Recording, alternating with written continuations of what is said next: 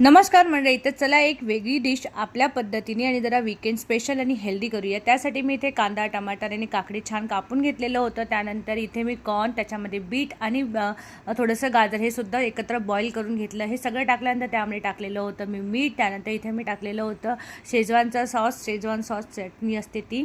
त्यानंतर आपली थोडीशी काळी मिरी आणि परत पिझ्झा हब्स असतात ते। त्यानंतर इथे होते चीज स्प्रेड आणि थोडंसं मेयोनीज। हे सगळं ऑप्शनल असतं, जर तुम्हाला वाटलं तर टाका, नाहीतर त्याच्यामध्ये दही टाकलं ना तरी खूप सुंदर लागतं। पण जरा मुलांची डिश होती त्यामुळे म्हटलं चला हे सगळं टाकूया।